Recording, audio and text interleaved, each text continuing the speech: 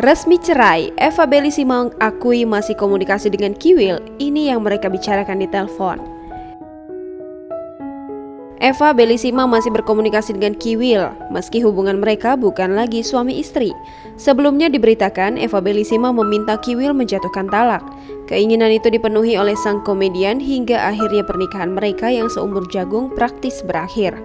Namun, bukan berarti komunikasi Eva dan Kiwil ikut kandas. Mereka masih sering bertukar kabar. Eva menuturkan bahwa dirinya dan Kiwil sudah saling sayang, sehingga sulit untuk tak saling kabar. Bahkan dikatakan Eva, meski mereka melaksanakan pernikahan siri, keduanya sama-sama sedih setelah berpisah. Biduk rumah tangganya dengan Kiwil baru seumur jagung, namun Eva Bellissima membuat pengakuan mengejutkan. Ia menegaskan sudah berpisah dengan suaminya, yakni komedian bernama asli Wildan Delta atau beken dikenal sebagai Kiwil. Eva Bellissima sendiri yang membuat keputusan berpisah dengan suaminya tersebut. Eva mengatakan dirinya meminta Kiwil untuk menalaknya usai mereka bertemu dengan Rohimah, istri pertama Wildan Delta.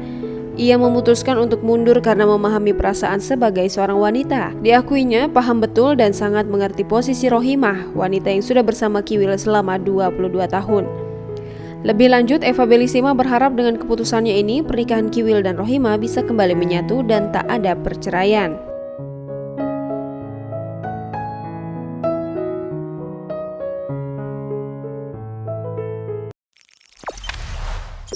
Jangan lupa subscribe, share, komen, dan like ya!